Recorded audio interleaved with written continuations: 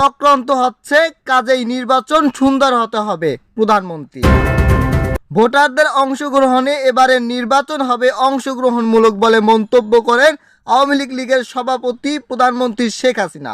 একই সঙ্গে তিনি বলেছেন, বিএনপি জামায়াত না এলে নির্বাচন অংশগ্রহণমূলক হবে না, এটা আমরা বিশ্বাস করি না। তিনি আরও বলেছেন, এবার যেহেতু নির্বাচন নিয়ে জাতীয় ও আন্তর্জাতিক নানা চক্রান্ত, সে কারণে নির্বাচনের পরিবেশটা যাতে সুন্দর হয়, উৎসব মুখর হয় এবং প্রতিদ্বন্দ্বিতাপূর্ণ হয়।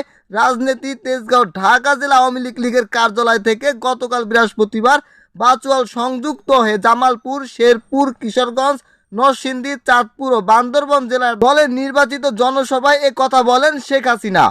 প্রধানমন্ত্রী বলেন, একটা রাজনৈতিক দল বিএনপি সন্ত্রাসী দল, আর একটা দল হচ্ছে জামায়াত যুদ্ধ অপরাধী। এরা নির্বাচনে না আসলে নির্বাচন অংশগ্রহণমূলক হবে না, এটা আমরা বিশ্বাস করি না। জনগণের সমাজ হলে ভোটারদের আগমনে এবং ভোটারদের অংশগ্রহণে এখানে নির্বাচন হবে অংশগ্রহণমূলক, আমরা সেটাই চাই। আর সন্ত্রাসী দল, ওরা নির্বাচন বিশ্বাস করে না, ওদের দিয়ে দেশ কোনো কল্যাণ হবে না, দুর্নীতি ছাড়া কিছুই দিতে পারবে না। এবারে নির্বাচন নিয়ে অনেক ষড়যন্ত্র চক্রান্ত আছে বলে উল্লেখ করে আওয়ামী লীগের সভাপতি বলেন, বিএনপি জামায়াতের কাছে মানুষ পোড়ানো আর নির্বাচন ধ্বংস করা।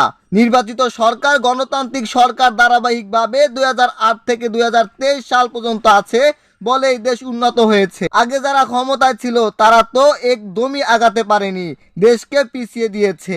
দলীয় নেতাকর্মী ও প্রার্থীদের উদ্দেশ্যে শেখ হাসিনা বলেন, নৌকা মার্কায় ভোট দেওয়ার জন্য আপনারা ঘরে ঘরে যাবেন, দুয়ারে দুয়ারে যাবেন, ভোট চাইবেন। নৌকা মার্কায় ভোট দিয়ে যেন আমাদের দেশ সেবা করার সুযোগ দেয়। এ সময় তিনি আওয়ামী লীগের ইস্তেহার নেতাকর্মী ও প্রার্থীদের পরে দেখান আহ্বান জানান।